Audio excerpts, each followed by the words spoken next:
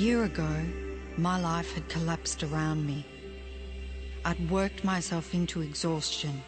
My father died suddenly, and my relationships were in turmoil. Little did I know at the time, out of my greatest despair was to come the greatest gift.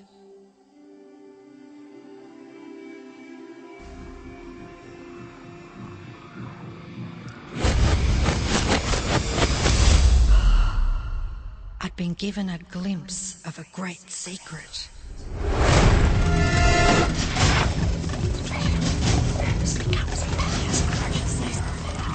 I began tracing the secret back through history.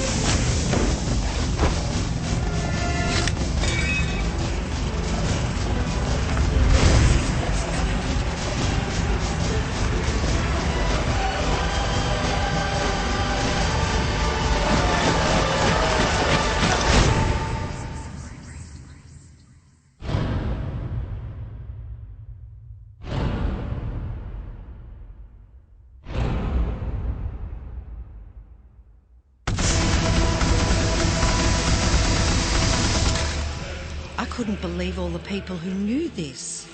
They were the greatest people in history.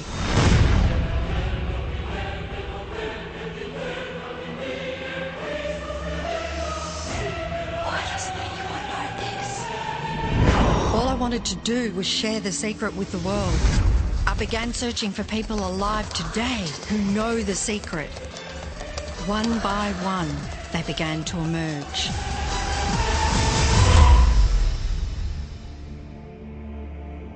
You know, this secret gives you everything you want. Happiness, health, and wealth. You can have, do, or be anything you want. We can have whatever it is that we choose. I don't care how big it is. What kind of a house do you want to live in? Do you want to be a millionaire? What kind of a business do you want to have? Do you want more success? What do you really want? I've seen many miracles take place in people's lives. Financial miracles, miracles of physical healing, mental healing, healing in relationships. All of this happened because of knowing how to apply the secret. This is the great secret of life.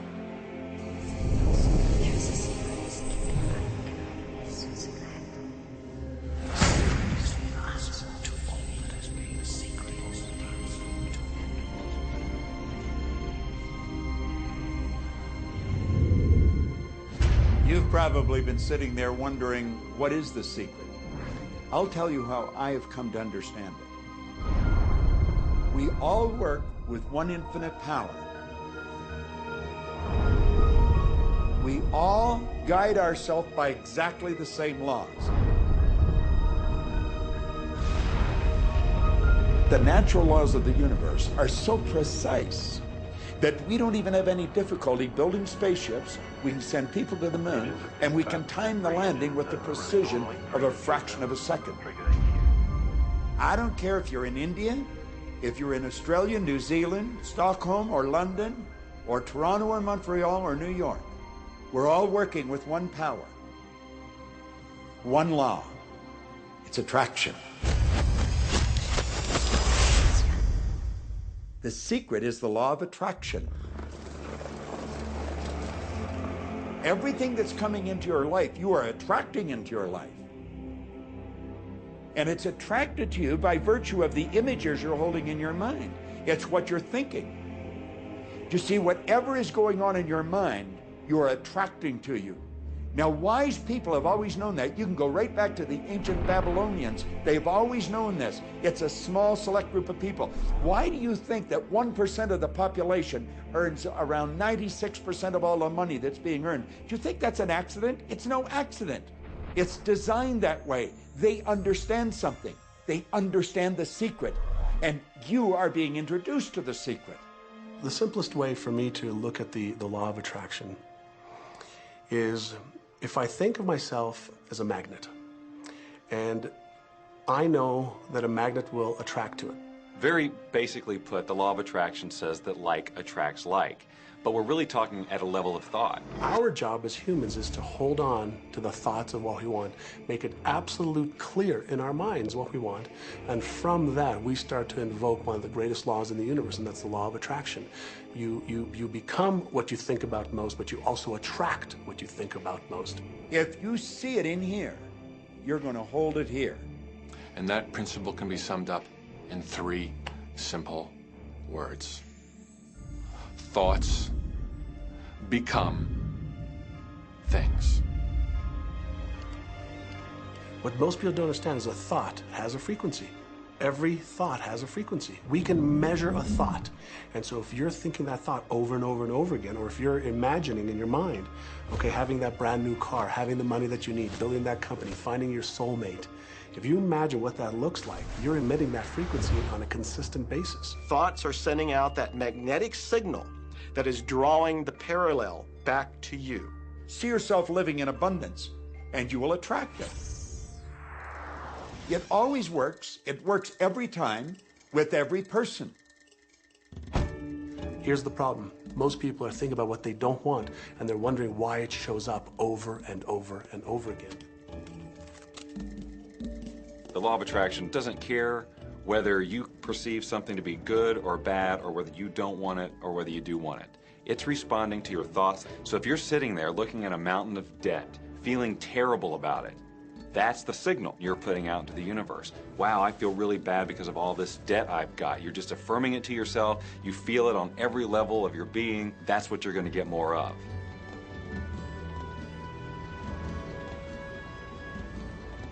So when you're looking at that thing you want and you're saying yes to it, you're activating a thought. And the law of attraction is responding to that thought and bringing you things that match that. But when you are looking at something that you do not want and you shout no at it, you're actually not pushing it away. Instead, you're activating the very thought of what you do not want, and now law of attraction is lining those things up for you also. This is a universe that is based upon attraction. Everything is about attraction. The law of attraction is always working. Whether you believe it or understand it or not, it's always working. You might be thinking about the past or the present or the future, but whether you're remembering or observing or imagining, still in that process you are activating thought. And law of attraction, which is the most powerful law in the universe, is responding to your thought. Creation is always happening. Every time an individual has a thought or a prolonged, chronic way of thinking, they're in the creation process. Something is going to manifest out of those thoughts. Law of attraction says, we'll give you whatever it is you say and focus on. And so if you're complaining about how bad it is, what you're creating is more of how bad it is. Oh, look! I can't that!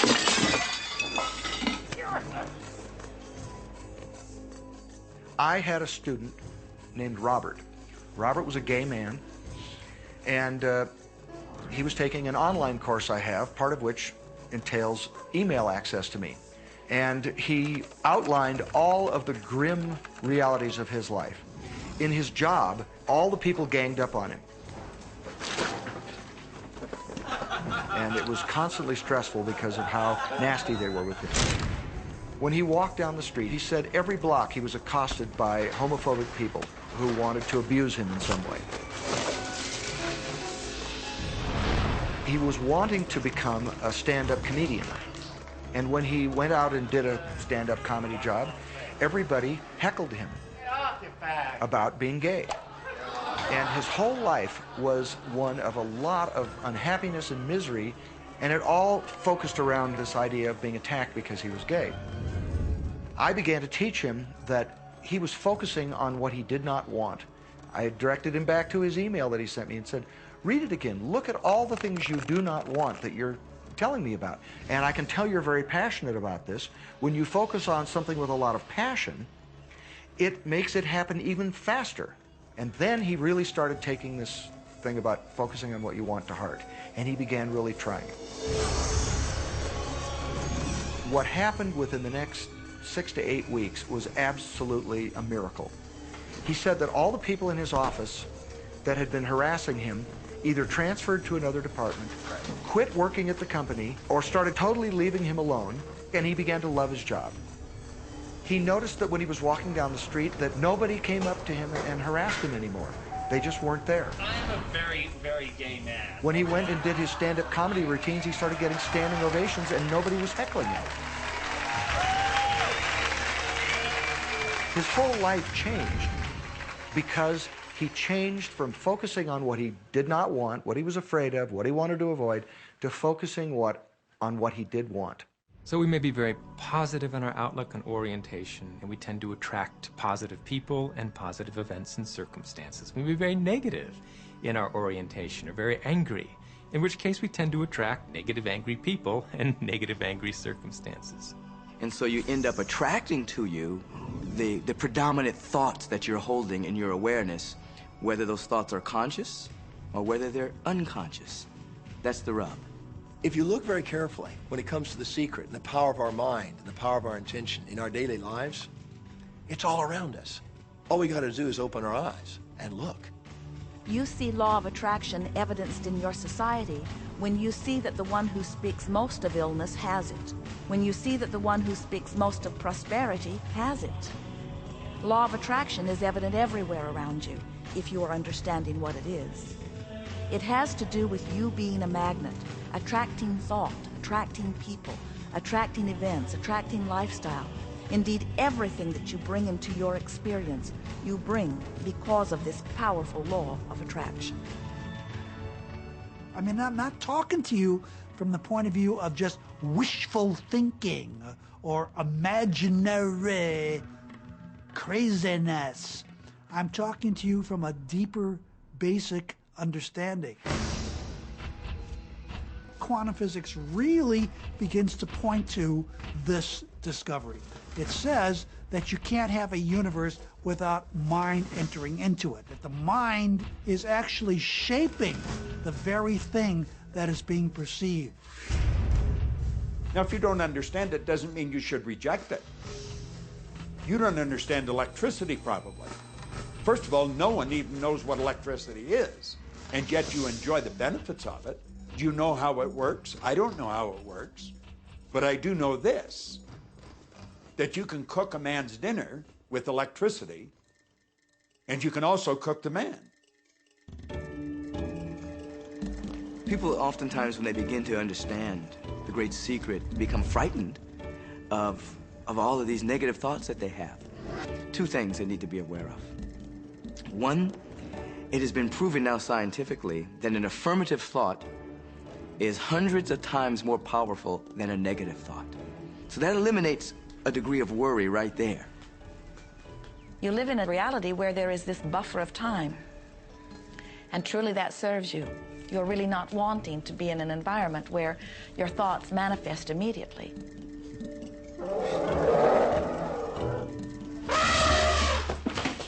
The evidence is long in coming, and that is really a good thing. So you want to become aware of your thoughts, you want to choose your thoughts carefully, and you want to have fun with this, because you are the masterpiece of your own life. You are the Michelangelo of your own life. The David that you are sculpting is you, and you do it with your thoughts. The leaders in the past who had the secret wanted to keep the power and not share the power. So they kept people ignorant of the secret. People went to work, they did their job, they came home. They were on a treadmill with no power because the secret was kept in the few. We live in a universe in which there are laws. Just as there's a law of gravity, if you fall off a building, it doesn't matter whether you're a good person or a bad person, you're gonna hit the ground. Everything that's around you right now in your life, including the things you're complaining about, you've attracted. Now, I know at first blush that's going to be something that you hate to hear. You know, you're going to immediately say, I didn't attract the car accident. I didn't attract this particular client. I didn't particularly attract the debt. I didn't attract whatever it happens to be that you're complaining about. And I'm here to be a little bit in your face and to say, yes, you did attract it. And this is one of the hardest concepts to get. But once you've accepted it, it's life transforming. This is part of the overall giant secret here. And most of us attract by default. We just think that we don't have any control over it. Our thoughts are on autopilot, our feelings are on autopilot, and so everything is just brought to us by default. Now, if this is your first time to hear this, it may feel like, oh, I have to now monitor my thoughts. This is going to be a lot of work. It will seem like that at first, but that's where the fun begins. We do not encourage that you try to monitor your thoughts. That will sort of make you crazy. There are so many thoughts coming to you from so many different directions about so many different subjects. That's where your emotional guidance system comes in. Your emotions, your emotional guidance system is what helps you to understand what you're thinking. So your thoughts cause your feelings. The emotions are this incredible gift that we have to let us know what we're attracting. There are only two emotions from our perspective. One feels good and one feels bad. You call them all sorts of different things, but essentially, all of those negative emotions, whether you call it guilt or anger or frustration, all feel much the same. They do not feel good. And all of those are guidance saying that which you are thinking about right now is not in line with what you are really wanting. On another level, it's called bad frequency or bad vibes or whatever you want to call it. The one that feels good, that feeling of hope or happiness or love, that good feeling, that positive emotion, is guidance saying that which you are thinking right now is in alignment with what you are wanting. So it's really so simple. It's right there. The answer is, what am I attracting right now? Well, how do you feel? I feel good. Well, good. Keep doing that. Our feelings are a feedback mechanism to us about whether we're on track or not, whether we're on course or off course. The better you feel, the more in alignment you are. The worse you feel, the more out of alignment you are. What you are doing as you are moving through the variety of your day-to-day experience is you are offering thoughts that are literally formulating your future experience. And you can tell by the way you feel if the things that you're moving toward will please you when you get there.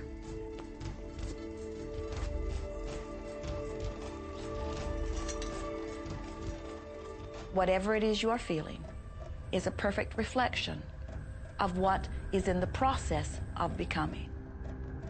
And you're getting exactly what you're feeling about, not so much what you're thinking about. That's why people, if they stub their toe out of bed, they tend to spiral.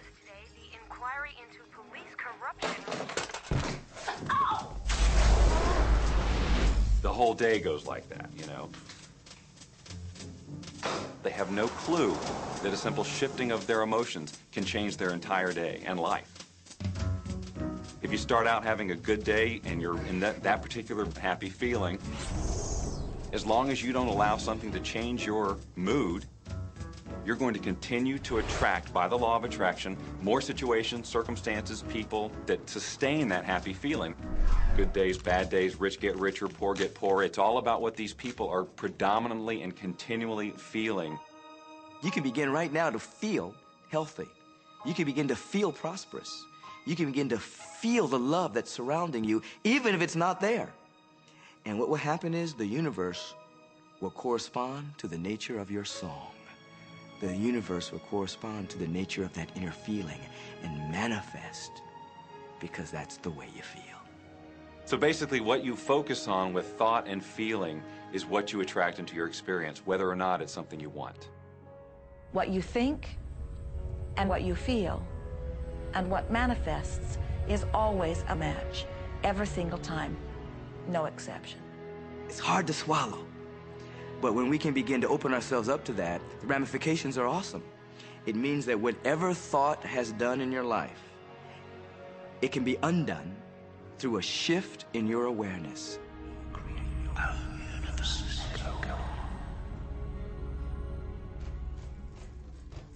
It's really important that you feel good, because this feeling good is what goes out as a signal into the universe and starts to attract more of itself to you. So the more you can feel good, the more you will attract the things that help you feel good, and it'll keep bringing you up higher and higher. When you're feeling down, do you know that you can change it like that? Put on a beautiful piece of music. Start singing. That'll change your emotion.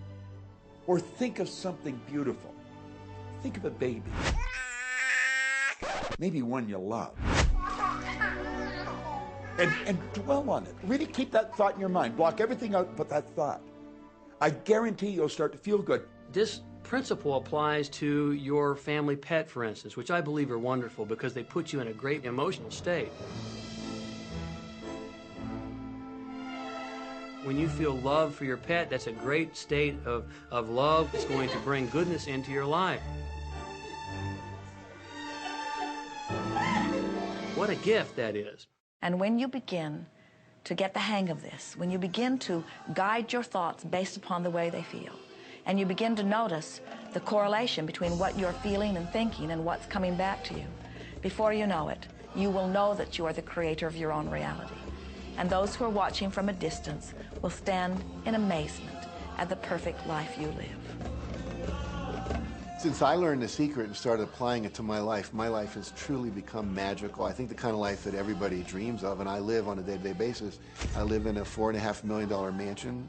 I have a wife to die for. I get to vacation in all the fabulous spots of the world. I've climbed mountains, I've explored, I've been on safaris. And all of this happened and continues to happen because of knowing how to apply the secret. Life can be absolutely phenomenal, and it should be, and it will be, when you start using the secret.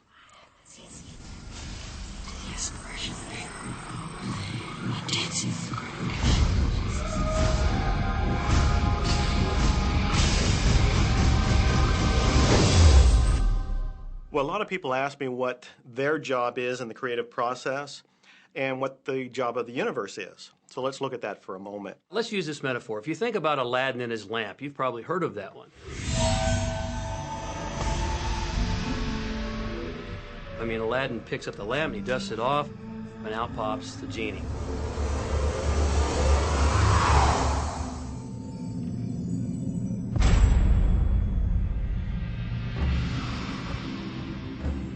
And the genie always says one thing. Your wish is my command.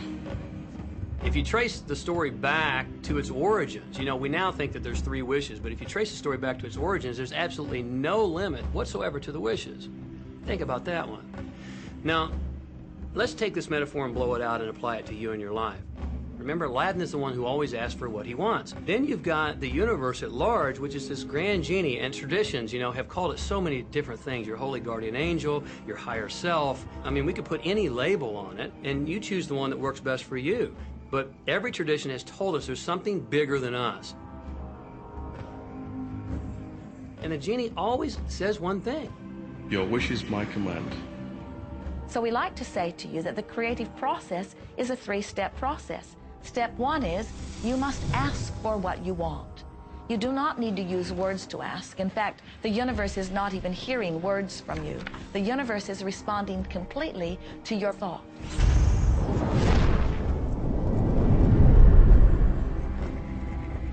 What do you really want? Sit down and write it out on a piece of paper. Write it in the present tense. You might begin by writing, I am so happy and grateful now that, and then explain how you want your life to be in every area. And this is really fun.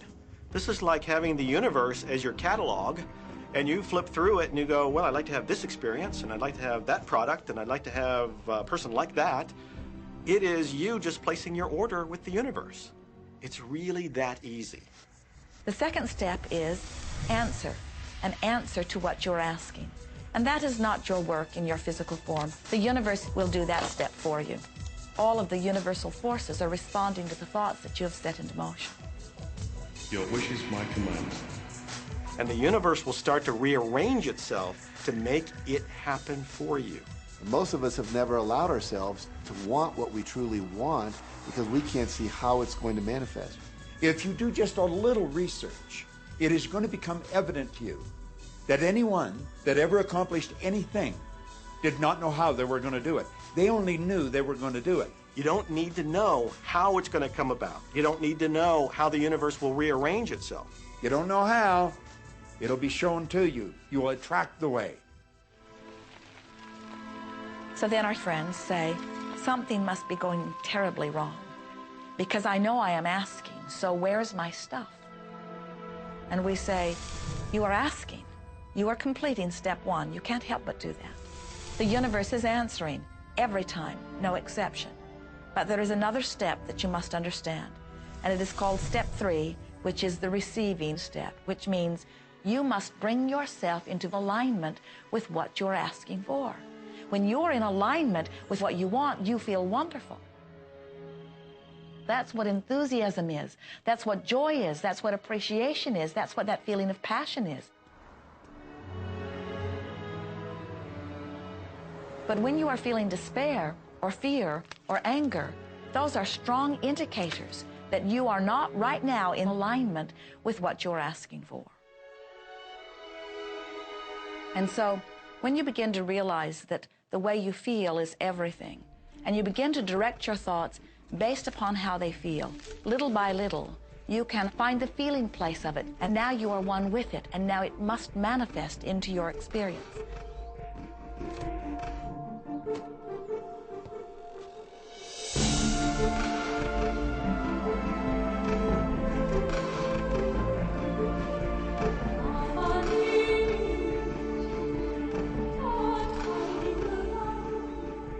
And when you turn that fantasy into a fact, you're in the position to build bigger and better fantasies. And that, my friend, is the creative process. So the law of attraction, the study and practice of the law of attraction is just figuring out what will help you generate the feelings of having it now. Go test drive that car. Go shop for that home. Get in the house. Do whatever you have to do to generate the feelings of having it now and remember them. Whatever you can do to do that will help you to literally attract it. It could be you wake up and it's just there, it's manifest. Or you might get some inspired idea of some action to take. You certainly shouldn't be going, well, I could do it this way, but man, I would hate that, because you're not on the right track if that's the case. Action will sometimes be required, but if you're really doing it in line with what the universe is trying to deliver, it's going to feel joyous, you're going to feel so alive, time will just stop, you could do it all day. The universe likes speed. Don't delay, don't second guess, don't doubt. When the opportunity's there, when the impulse is there, when the intuitive nudge from within is there, act. That's your job. And that's all you have to do. You will attract everything that you require. If it's money you need, you'll attract it. If it's people you need, you'll attract it. If it's a certain book you need, you'll attract it. You've got to pay attention to what you're attracted to. Because as you hold images of what you want, you're going to be attracted to things and they're going to be attracted to you. But it literally moves into physical reality with and through you. And it does that by law. You can start with nothing. And out of nothing, and out of no way, a way will be made. Think of this. A car driving through the night, the headlights only go 100 to 200 feet forward. And you can make it all the way from California to New York driving through the dark because all you have to see is the next 200 feet. And that's how life tends to unfold before us. And if we just trust that the next 200 feet will unfold after that, and the next 200 feet will unfold after that, your life will keep unfolding, and it will eventually get you to the destination of whatever it is you truly want because you want it.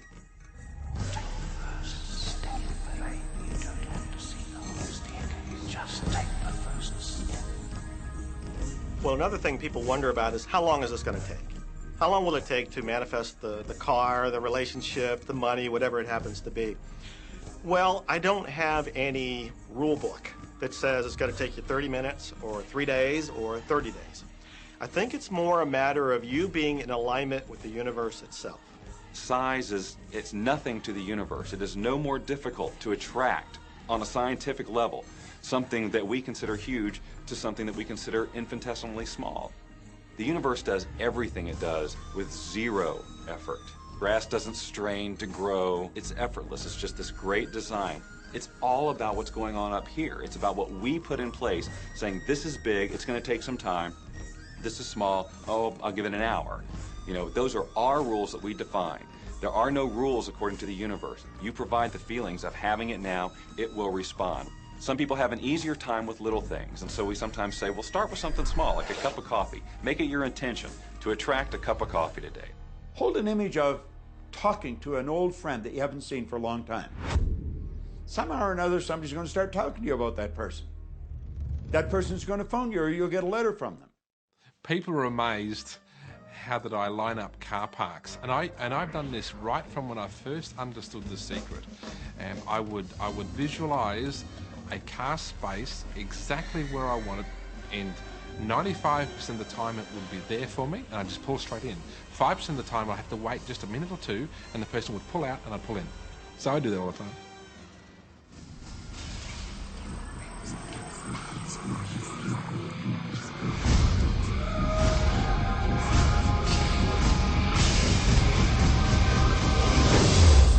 A lot of people feel stuck or in prison or confined by their current circumstances.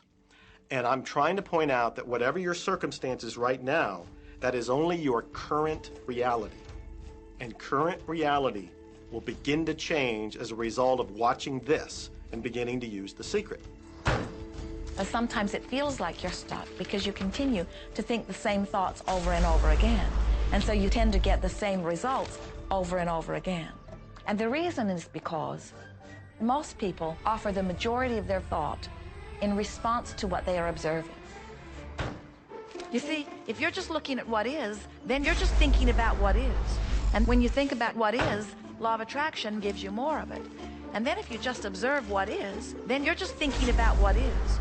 And law of attraction gives you more of what is. And then if you just observe what, we've been over this, haven't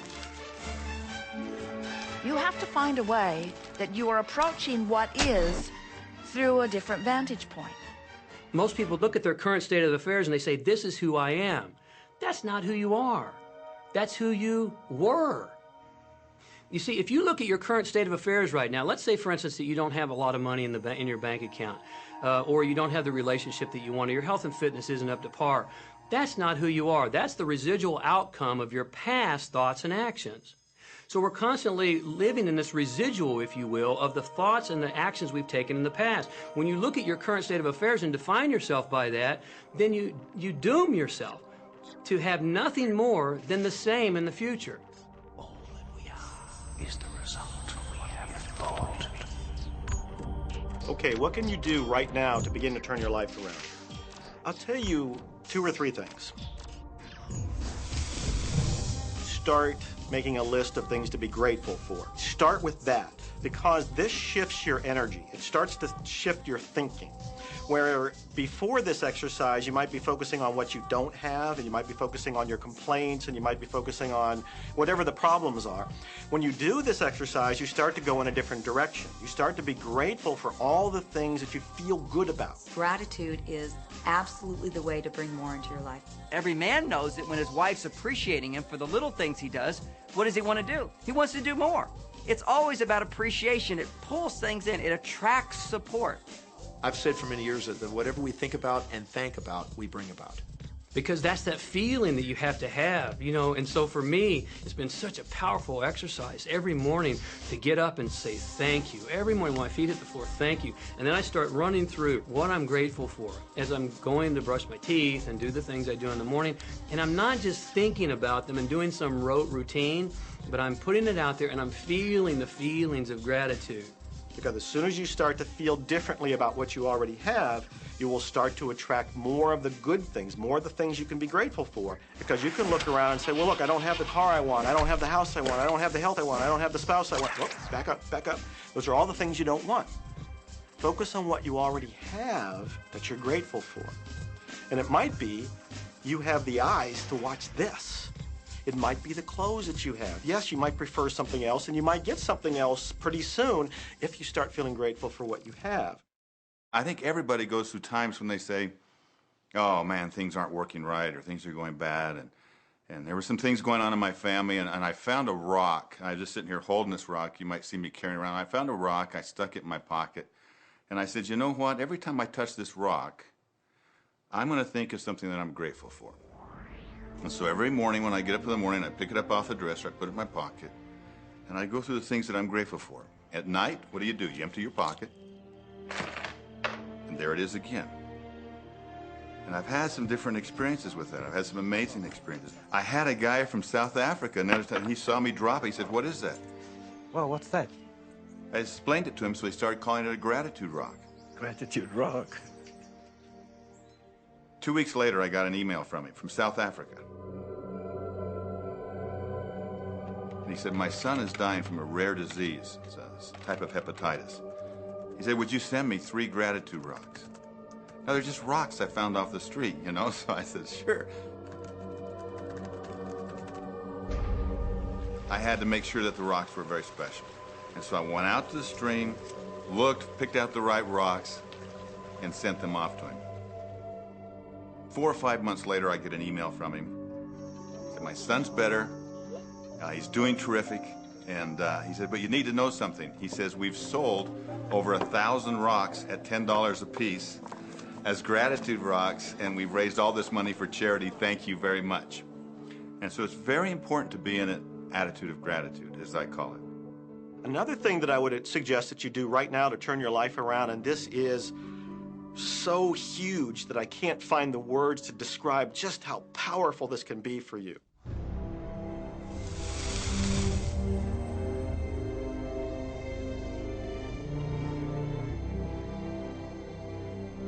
I took the visualization process from the Apollo program and instituted it during the 1980s and 90s into the Olympic program.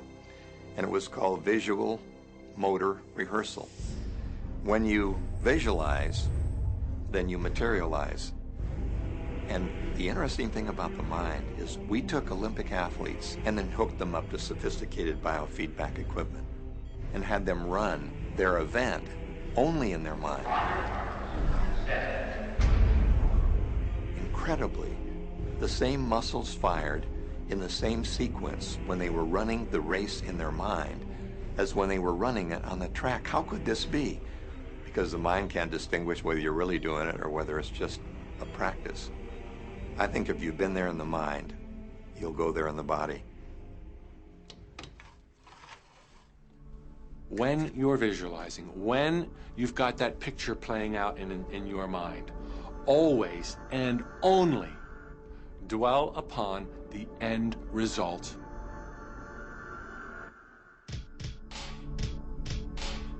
Here's an example. Look at the back of your hands right now. Really, look at the back of your hands. The color of your skin, the freckles, the blood vessels, the rings, the fingernails, the fake fingernails. Take in all those details right before you close your eyes. And then see those hands, your fingers, wrapping around the steering wheel of your brand new car.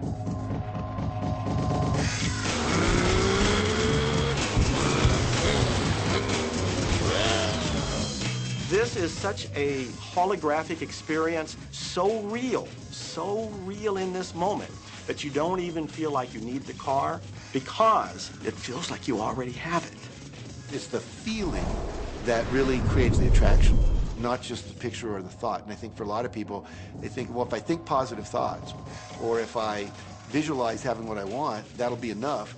But if you're doing that and still not feeling abundant or feeling, loving and joyful, then it doesn't, from my mind, really create the power of the attraction. This is where the secret actually moves into action. You put yourself in the feeling place of really being in that car, not, oh, I wish I could get that car, or someday I'll have that car, because that's a very definite feeling associated with that. It's not in the now, it's not, it's in the future. If you stay in that feeling, it will always be in the future. Feel the joy, feel the happiness, no matter how silly it seems in that dark and quiet room, and you're going, woohoo! Do it! A lot of people will say, come on, do I have to do that? How bad do you want change?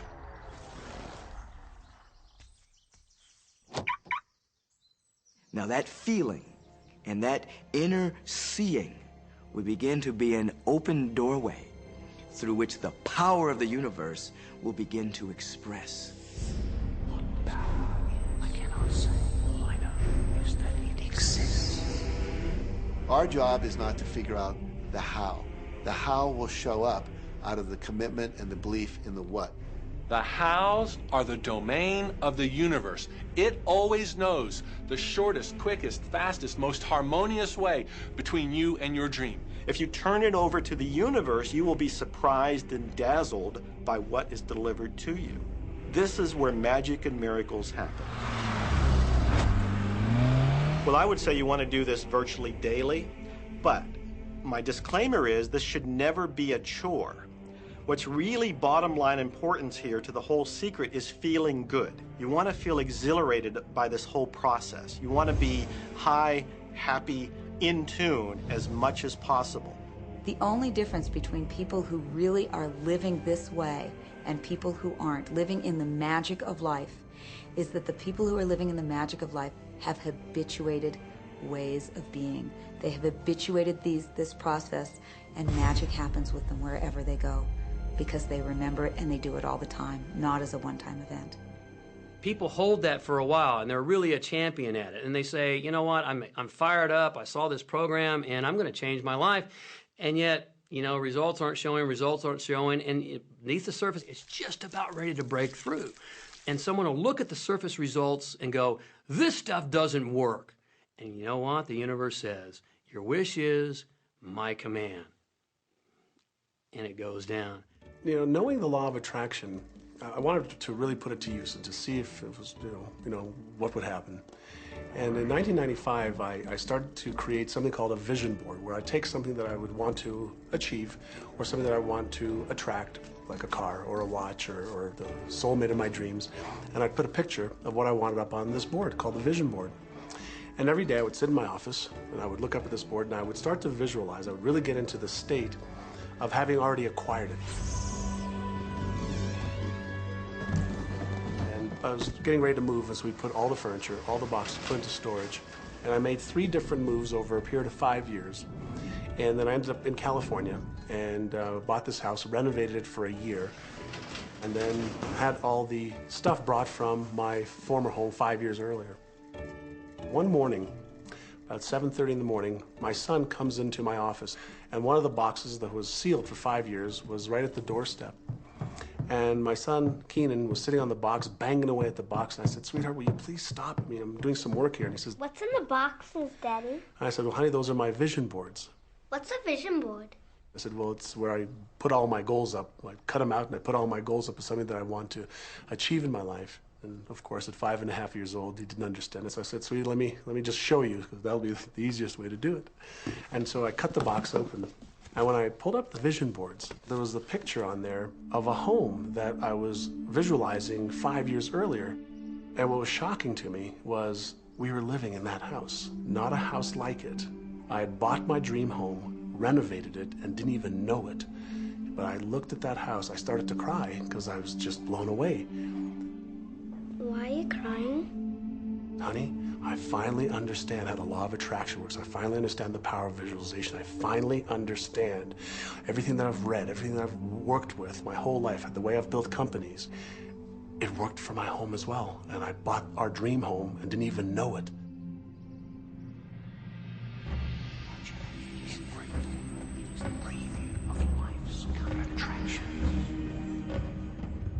Decide what you want. Believe you can have it. Believe you deserve it. And believe it's possible for you. And then close your eyes every day for several minutes and visualize having what you already want and feeling the feelings of already having it. Come out of that and focus on what you're grateful for already. And really enjoy it, okay? And then go into your day and release it to the universe and trust that the universe will figure out how to manifest it.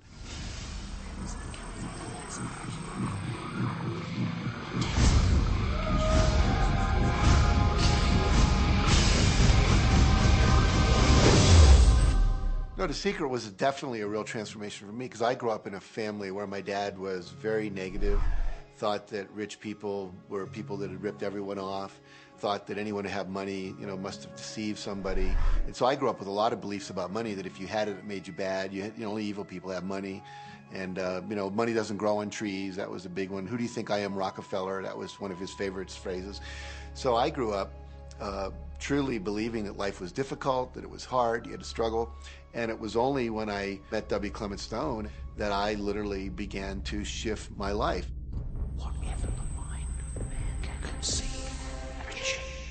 When I was working with Stone, he said, I want you to set a goal that's so big that if you achieved it, it would blow your mind. And you would know it's only because of what I've taught you that you would have achieved this goal. Well, at the time, I was making about $8,000 a year. And for some reason, I wanted something that was really measurable. So I said, I want to make $100,000 in a year. And I had no idea how I could do that. I saw no strategy, no possibility, but I just said, I'm going to declare that, I'm going to believe it, I'm going to act as if it's true, and release it. And so I did that. And one of the things he taught me was every day to close your eyes and visualize the goal as if it's already achieved. And I had actually made a $100,000 bill that I put on the ceiling. So the first thing I'd see when I woke up, I'd look up and there it was, and it would remind me that this was my intention. And then I would close my eyes and visualize having this $100,000 a year lifestyle. And interestingly enough, nothing major happened for about 30 days. I didn't have any great breakthrough ideas. No one was offering me more money. And all of a sudden, I was in the shower. It was about 4 weeks into it, and I had a $100,000 idea. It just came right into my head.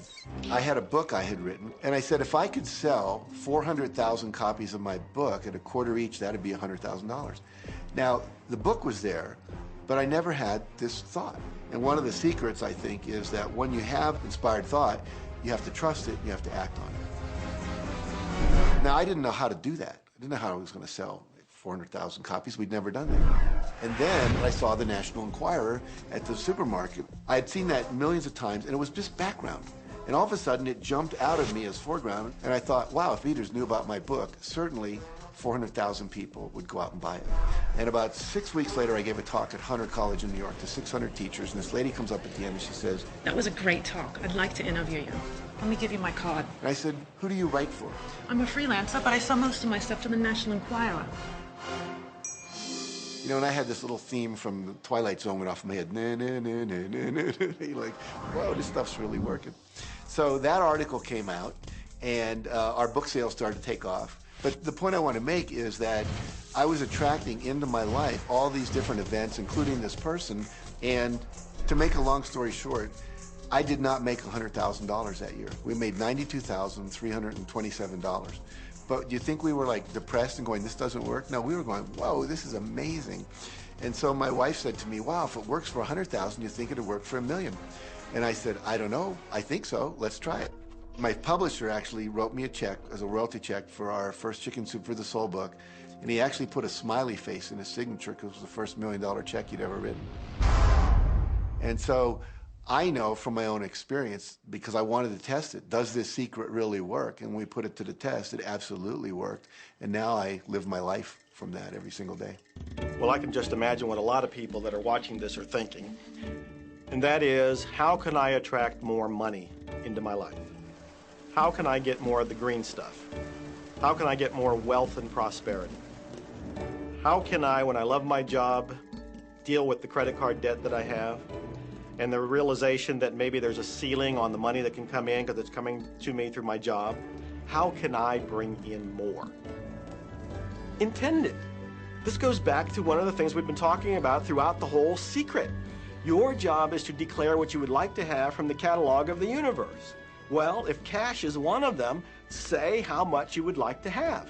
I would like to have $25,000 unexpected income within the next 30 days. or whatever it happens to be. It should be believable for you. Most people have a goal of getting out of debt. That'll keep you in debt forever. Whatever you're thinking about, you will attract. You'll say, but it's get out of debt. I don't care if it's get out or get in. If you're thinking debt, you're attracting debt. Set up an automatic debt repayment program and then start to focus on prosperity. So many times people say to me, well, I'd like to double my income in the next year. But then you look at their actions and they're not doing the things that are going to make that happen. And they'll turn right around and go, well, I can't afford that. Okay, guess what? Your wish is my command. As you are fussing about not having enough money, as you are talking to your friend about not having enough money, as you are feeling unhappy about not having enough money, you are actually activating within yourself or continuing the activation of a thought that is very different from the desire that you have launched. What it just comes down to is you just can't want more money and focus upon not enough. When I first understood The Secret, I was getting bills. Every day I'd get a bunch of bills in the mail. And I thought, how do I turn this around? The law of attraction states that what you focus on, you will get. So I got a bank statement. I whited out the total and I put a new total in there. I put exactly how much I wanted to see in the bank. So I thought, what if I just visualize checks coming in the mail? So I just visualize a bunch of checks coming in the mail. Within just 1 month, things started to change. And it is amazing. Today, I just get checks in the mail. I get a few bills, but I get more checks than bills. I grew up on you have to work hard for money, you have to work hard for money. And so I replaced that with money comes easily and frequently. Now, in the beginning, it feels like a lie, right? There was a part of your brain that will say, oh, you liar, it's hard. So you have to know it's this little tennis match that will go on for a while. When it comes to creating wealth, wealth is a mindset. It's all about how you think. I'd say 80% of my coaching that I do one-on-one with folks is about their psychology and the way they think. And I know when people are listening, they say, oh, well, you can do it, I can't. Every person has the capability to change the way they're in a relationship and conversation with money. I find so many people who maybe make a tremendous amount of money, but their relationships stink. That's a technical term, by the way. And that's not wealth. It really isn't. You can go after the money and you might get rich, but it doesn't guarantee you'll be wealthy. I'm not suggesting that money isn't a part of wealth. It absolutely is. But it's only a part. And then I meet a lot of people who are quote-unquote spiritual, but they're sick and broke all the time. That's not wealth either. Life is meant to be abundant in all areas. Many people in Western culture are striving for success. They want to have the home, they want their business to work, they want all of these things. But what I found in my research is that having those things certainly doesn't guarantee what we really want, which is happiness. And that's when all those outer things come. They don't come from going after them first to get happiness. It's backwards. You go for the sense of inner joy, of inner peace, of inner vision first, and then all the other things from the outside appear.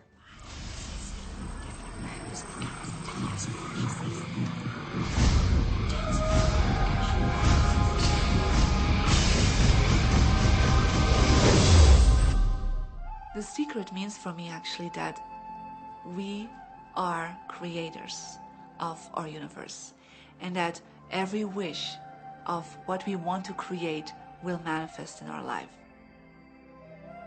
Therefore, it's very important what you wish, what your thoughts are, what your feelings are, because it will manifest. Now, one day I went into somebody's home, and he was an art director of a very famous film producer. And in every corner, he had this beautiful image of a woman, a naked woman dressed with a fabric, kind of doing this, kind of saying, oh, I don't look at you, I don't see you, And I said, I think you have trouble in your romance. Are you a clairvoyant or something? No, but look, 7 places you have exactly that woman. But I love that kind of painting. I painted it myself. That's even worse, I said, because you put all your creation and your creativity in it. Now, he's this gorgeous-looking man. He has all these actresses around him because that's the work he does. He doesn't get romance. I said, what do you want? Well, I want to date 3 women a week. Okay, paint yourself with 3 women and hang it in every corner.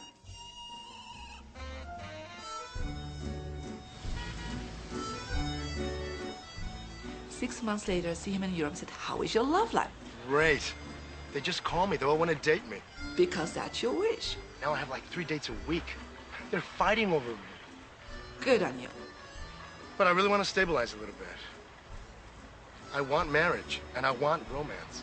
Well, paint it, okay?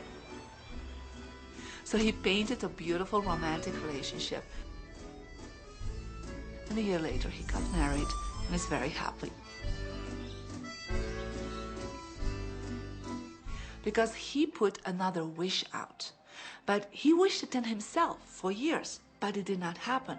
Because his wish could not manifest because the outer level of himself, his house, was just contradicting himself all the time.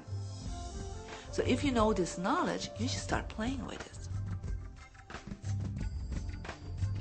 Inside relationships, it's important to first understand who's coming into the relationship. And I don't mean about your partner, I mean about you. How can you ever expect anyone else to enjoy your company if you don't enjoy your own company? And so, again, the law of attraction or the secret is about bringing that into your life, and you've got to get really, really clear. Here's the question I would ask you to consider.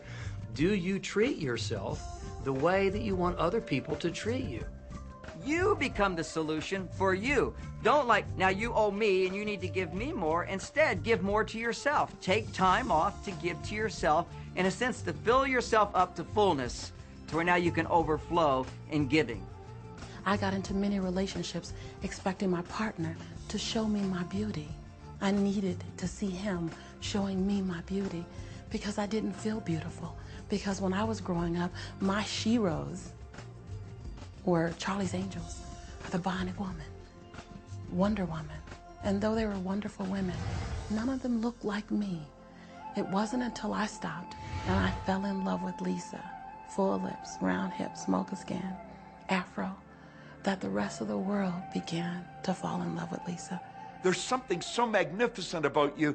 I have been studying me for 44 years. I want to kiss myself. Because you're going to get to love yourself. I'm not talking about conceit. I'm talking about a healthy respect for yourself. And as you love yourself, you'll love others. Sometimes people will say, those people at work are so negative, or the man I live with is so angry, or my children are so worrisome to me. And we say, you must orient yourself to the best part of those people who surround you. We encourage that you get a notebook and that you make a list of the positive aspects of the people that you spend a lot of time with.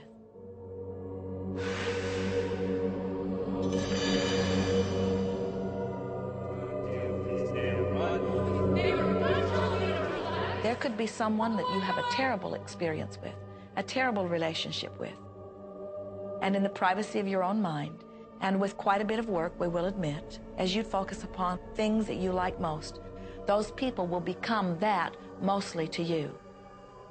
And even though you cannot create in their reality, if they are in a mood or an attitude that doesn't match the mood or attitude that you have about them, they'll zig while you zag. Law of attraction will not put you in the same space together. Your frequencies don't match up. If you knew your potential to feel good, you would ask no one to be different so that you can feel good. You would free yourself of all of that cumbersome impossibility of needing to control the world or control your mate or control your child. You are the only one who creates your reality. For no one else can think for you. No one else can do it. It is only you. Every bit of it you.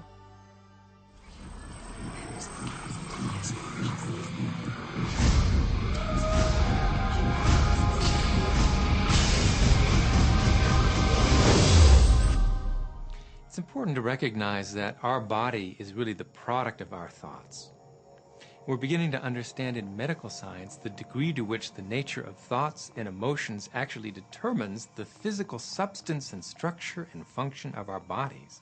We've known in the healing arts of a placebo effect. A placebo is something that supposedly has no impact and no effect on the body, like a sugar pill or something. You tell the patient that this is just as effective, and what happens is the placebo has the same effect, if not greater effect, than sometimes the medication is supposed to be designed for that effect. So they found out that the human mind is the biggest factor in the healing arts. more so than sometimes the medication. If somebody is in a situation where they're sick and they have an alternative to try to explore what is in their mind creating it versus using medicine, if it's an acute situation that could bring death to them, then obviously the medicine is a wise thing to do while they explore what the mind is about. So you don't want to negate medicine. Every form of healing has a place. There is only a stream of well-being that flows, you know. It is a stream of pure positive energy. And the universe, all that we know, is abundant with only that. This is a world that is based upon well-being, and well-being dramatically abounds. And when you are allowing that stream to flow in its fullness, you feel very, very good. And when you are pinching it off a bit, you feel not so good. There is only a stream of goodness or well-being which you are allowing or not. And your magnificent emotions are telling you what the mix is, how you're doing in your allowing or your resisting of this connection. You know people who have had terminal disease. Stop and think of the word dis-ease. Hyphenate the word. That's a body that's not at ease. We've got 1,000 different diagnoses and disease out there. They're just the weak link. They're all the result of one thing: stress. And you put enough stress on the chain, you put enough stress on the system, and one of the links breaks. Our physiology creates disease to give us feedback, to let us know we have an imbalanced perspective and we're not loving and we're not grateful. So the body's signs and symptoms are not something terrible. The question that's frequently asked is when a person has manifested a disease in their body temple or some kind of discomfort in their life, through the power of right thinking, can it be turned around? And the answer is absolutely yes. On November 23rd, I was diagnosed with breast cancer. I truly believed in my heart, with my strong faith, that I was already healed. During the day, all day long, I would just say, thank you for my healing. On and on and on I went, thank you for my healing. I believed in my heart I was healed. I saw myself as if cancer was never in my body. One of the things I did to heal myself was to watch very funny movies. That's all we would do, is just laugh, laugh, laugh. We couldn't afford to put any stress in my life because we knew stress was one of the worst things you can do while you're trying to heal yourself. From the time I was diagnosed, which was November 23rd, to the time I was healed totally was approximately 3 months. And that's without radiation and chemotherapy. Well, we come with a basic program. It's called self-healing. You get a wound, it grows back together. You get a bacterial infection, the immune system comes and takes care of those bacteria and heals it up. The immune system is made to heal itself. Dis-ease cannot live in a body that's in a healthy emotional state. Your body is casting off millions of cells every second, and it's creating millions of new cells. In fact, literally, parts of our body are replaced every day. Other parts take a few months, other parts a couple of years. But within a few years, we have a brand new physical body. If you have a disease and you're focusing on it and you're talking to people about it, you're going to create more disease cells. See yourself living in a perfectly healthy body. Let the doctor look after the disease. Can you feel the difference between having painful arthritis in your hips and feeling fearful about it, or having painful arthritis in your hips and feeling hopeful about it? The difference between fearful and hopeful is the difference between recovery or not. Happier thoughts lead to essentially a happier biochemistry, a happier, healthier body. Negative thoughts, stress, have been shown to seriously degrade the body and the functioning of the brain, because it's our thoughts and emotions that are continuously reassembling, reorganizing, recreating our body. Remove physiological stress from the body, and the body does what it was designed to do. It heals itself. I've seen kidneys regenerated. I've seen cancer dissolved. I've seen eyesight improve and come back. I always say that incurable means curable from within.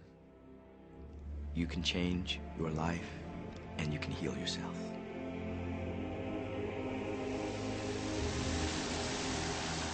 Well, my story begins on March 10, 1981. It really changed my whole life. It was a day I'll never forget.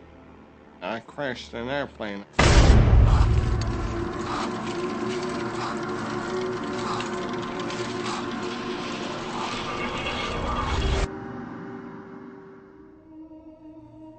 I ended up in the hospital completely paralyzed. My spinal cord was crushed. I broke the first and second cervical vertebrae. My swallowing reflex was destroyed. I couldn't eat or drink.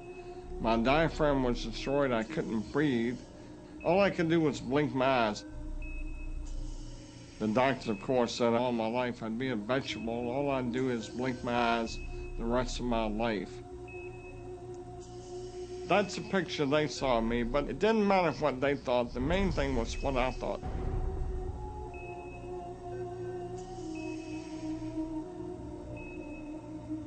I pictured myself being a normal person again, walking out of that hospital. The only thing I had to work with in the hospital was my mind. As long as you have your mind, you can put things back together again. I was hooked to a respirator, and they said I'd never breathe on my own again because my diaphragm was destroyed. But this little voice kept saying to me, breathe deep, breathe deep.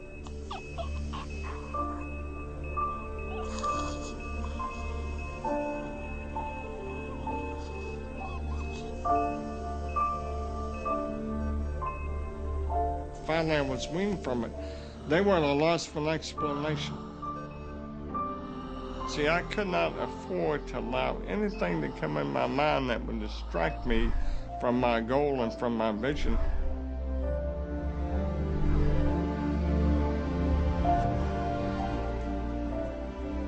Well, I set a goal to walk out of the hospital on Christmas. That was my goal.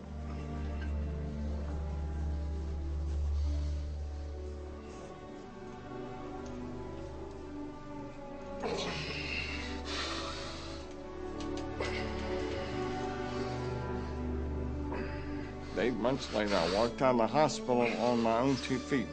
They said it couldn't be done. That's a day I will never forget.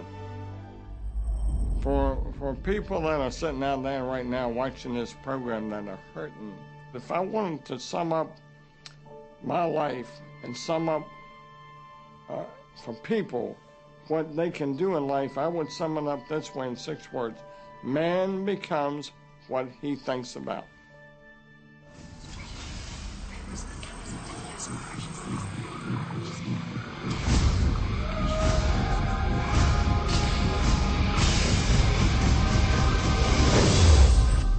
We notice that there are so many people who are living life in a very conditional way. They look out and they see things that are wonderful and they say, yes, we want more of those. We would vote for that. We would support that with our time and energy and money.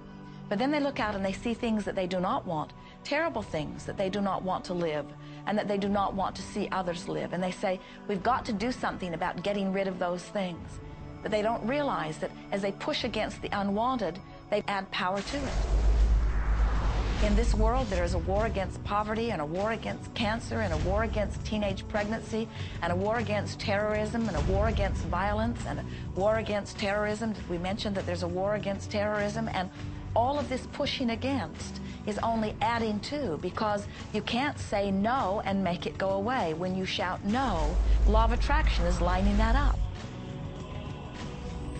The reason that what you resist persists is because if you're resisting something, you're saying, no, I don't want this thing because it makes me feel this way, the way I'm feeling right now. So you're just putting out this really strong emotion of, wow, I really don't like this feeling, and it's there, and it just comes racing towards you. You know, the anti-war movement creates more war. The anti-drug movement has actually created more drugs because we're focusing on what we don't want, drugs. People will say, well, shouldn't I focus upon that? That is true.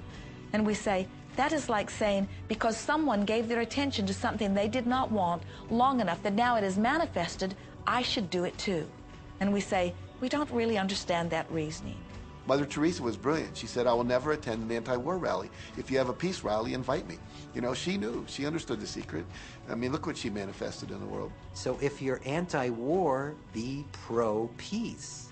If you're anti-hunger, be pro people having more than enough to eat. If you're anti a particular politician, be pro his opponent. Often elections are tipped in the favor of the person that people are really against because he's getting all the energy and all the focus. You want to focus on what you want, not what you don't want. It's okay to notice what you don't want because that gives you contrast to say, well, this is what I do want. But the fact is that the more you talk about what you don't want or talk about how bad it is, read about all of that all the time, and then say, oh, how terrible it is, well, you're creating more of that. You know, so many times people say to me, well, James, I have to be informed. Maybe you have to be informed, but you don't have to be inundated. Learn to become still and to take your attention away from what you don't want and all the emotional charge around it and place the attention on what you wish to experience. I always say when the voice and the vision on the inside become more profound and more clear and loud than the opinions on the outside, you've mastered your life. You are not here to try to get the world to be just as you want it to be. You are here to create the world around you that you choose, while you allow the world as others choose it to be, to exist also.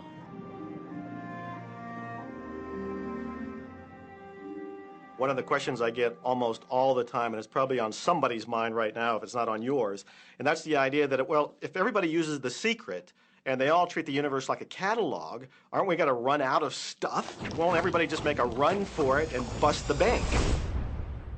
What's beautiful about the teaching of the Great Secret is that there's more than enough to go around for everyone.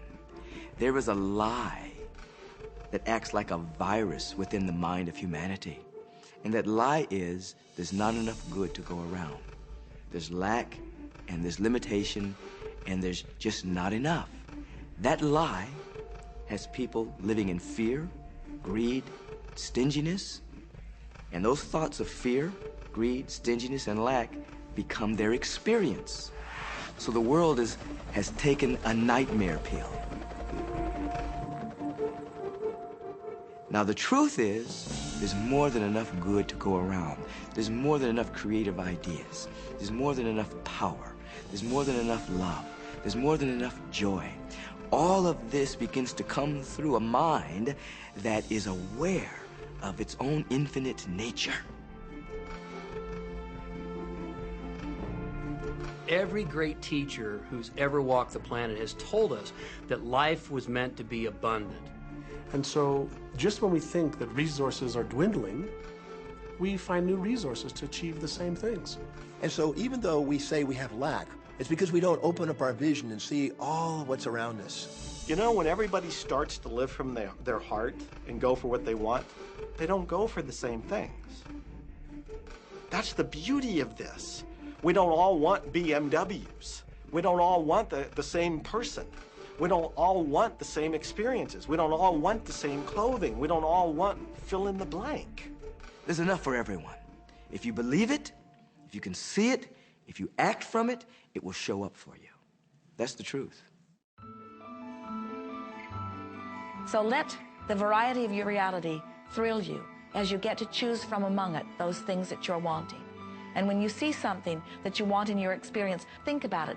Find the feeling place of it. Get inside of it.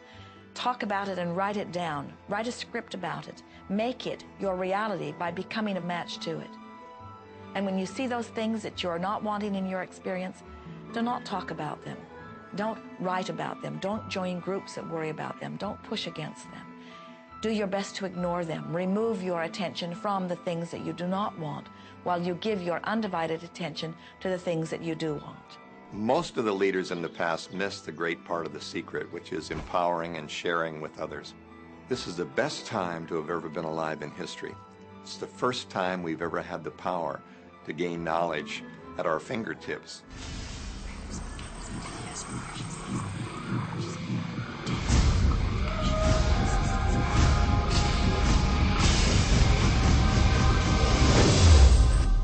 When we look around us, even at our own bodies, what we see is the tip of the iceberg.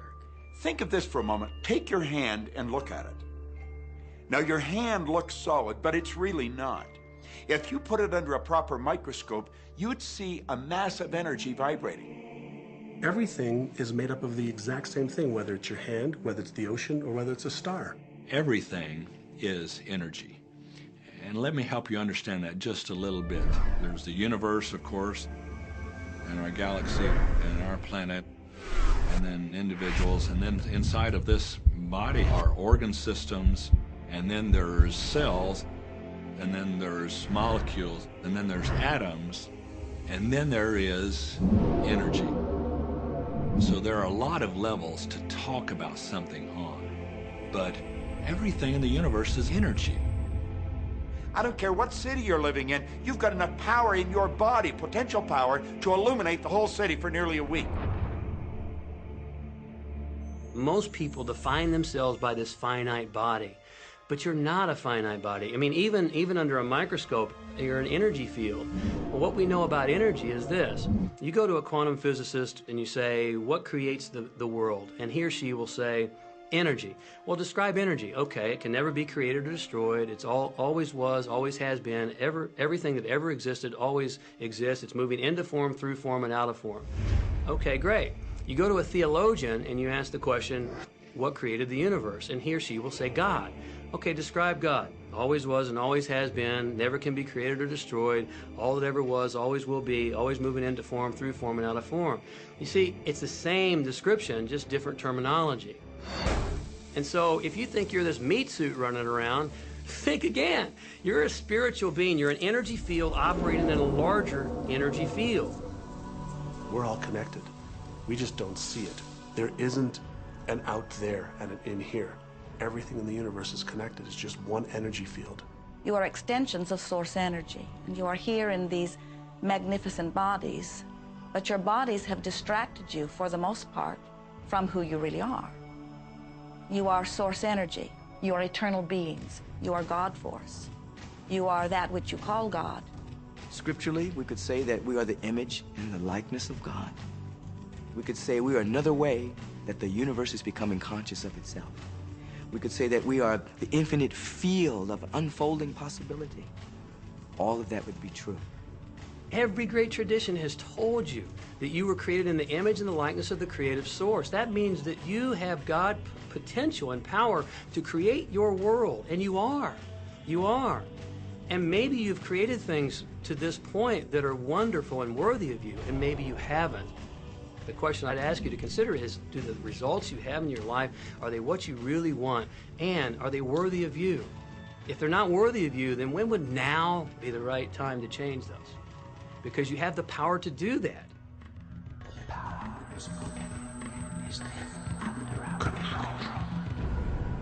You know, a lot of people feel like they're victims in life, and they'll often point to past events, perhaps growing up with an abusive parent or in a dysfunctional family. And I would add as a parenthesis here that most psychologists believe that about 85% of families are dysfunctional. So it's like all of a sudden you're not so unique. My parents were alcoholics, my dad abused me, my mother divorced him when I was 6. From the age of 13 to 18, I was involved in street gangs. I had a severe motorcycle accident. I was homeless at one point in Dallas. I lived in poverty for 15 years in Houston. When I was a child, I had learning difficulties, and I was considered learning disabled, and I was told I would never read, write, or communicate, never amount to anything, not go very far in life. I mean, that's almost everybody's story in some form or not. So that's just called so what. The real what is, what are you going to do now? What do you choose now? Because you can either keep focusing on that or you can focus on what you want. And when people start focusing on what they want, what they don't want falls away. And that part expands and the other part disappears. We are wanting you to come to the place where you're beginning to offer your thought deliberately, where you're guiding your thoughts on purpose, where you are the creator of your own experience because you are the manager of your own thoughts. The beautiful thing about the law of attraction is that you can begin where you are, and you can begin to think, real thinking, and you can begin to generate within yourself a feeling tone of harmony and happiness. The law will begin to respond to that. So now you start to have different beliefs, like there is more than enough in the universe, or you have the belief that everything goes right for me, Or you have the belief that I'm not getting older, I'm getting younger. We can create it the way we want it by using the law of attraction. And you can break yourself free from your hereditary patterns, cultural codes, social beliefs, and prove once and for all that the power within you is greater than the power that's in the world. Some of you may be thinking, well, that's very nice, but I can't do that, or she won't let me do that, or he'll never let me do that, or I haven't got enough money to do that, or I'm not strong enough to do that, or I'm not rich enough to do that, I'm not. Every single I'm not is a creation. Whether you can or you can't, you are right. Are there any limits to this? Absolutely not. We are unlimited beings. We have no ceiling. The capabilities and the talents and the gifts and the power that is within every single individual on this planet is unlimited.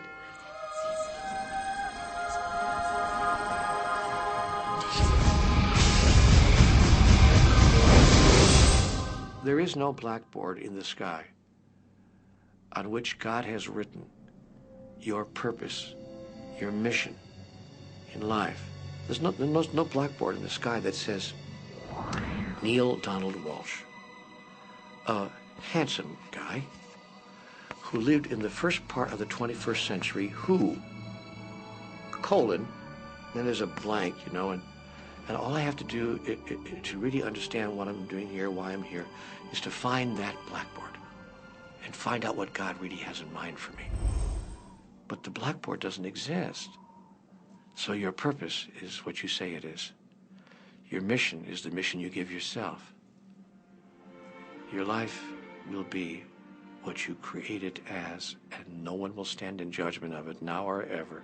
It took a lot of years for me to get this, because I grew up very much with this idea that, you know, there was something I was supposed to do, and if I wasn't doing it, I was like, God wouldn't be happy with me, you know?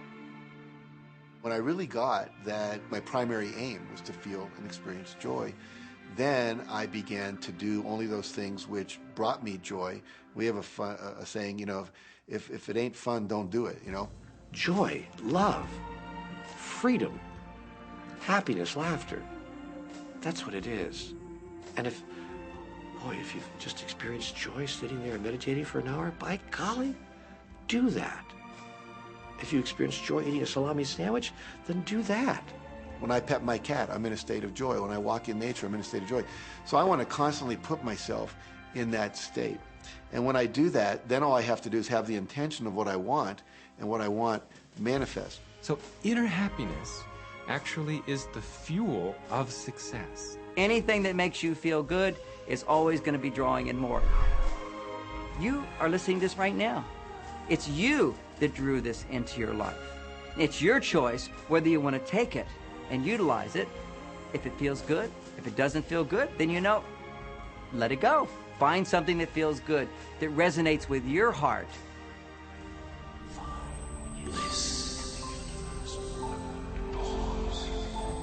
Joseph Campbell said, "Follow your bliss." We think those are the best words we have ever heard spoken from a human tongue. And if one could follow one's bliss, you would follow the trail to abundance and well-being on all subjects. Enjoy life with us, because life is phenomenal. It's a magnificent trip. You will live in a different reality, a different life, and people will look at you and say, "What do you do different than me?" Well, the only thing that is different is that you work with the secret.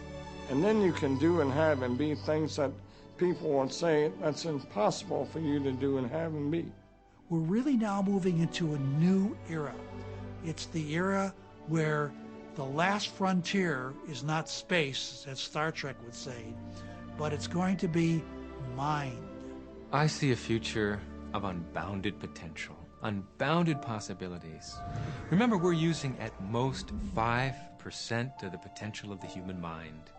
100% human potential is the result of proper education. So imagine a world where people were using their full mental and emotional potential. We could go anywhere, We could do anything, achieve anything. See yourself with the good that you desire.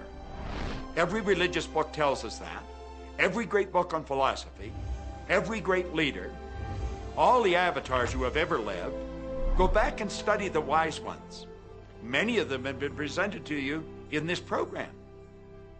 You know what? They all understood one thing. They understood the secret. Now you understand it. And the more you use it, the more you'll understand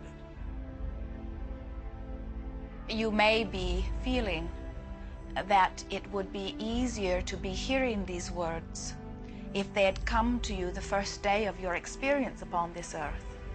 And if we were talking to you on your first day of physical life experience, we would say to you, welcome to planet Earth.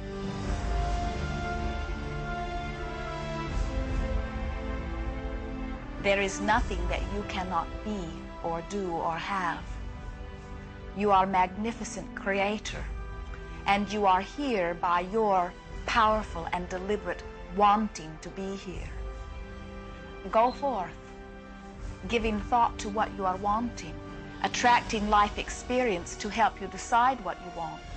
And once you have decided, giving thought only unto that. Most of your time will be spent collecting data that will help you decide what it is you want. But your real work is to decide what you want and then to focus upon it. For it is through focusing upon what you want that you will attract it. That is the process of creating. I believe that you're great, that there's something magnificent about you. Regardless of what has happened to you in your life, regardless of how young or how old you think you might be, the moment you begin to think properly, there's something that is within you, there's power within you that's greater than the world, it will begin to emerge. It will take over your life. It will feed you. It will clothe you. It will guide you, protect you, direct you, sustain your very existence if you let it. Now that is what I know for sure.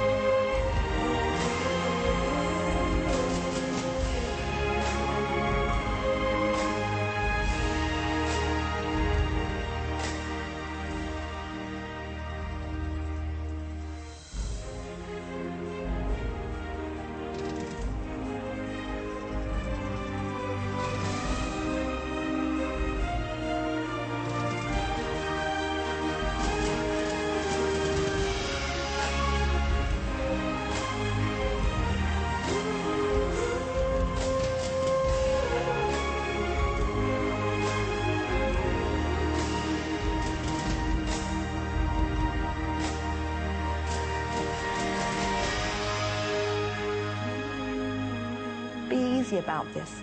Have fun with it. There is nothing you are supposed to do, only that which you want to do.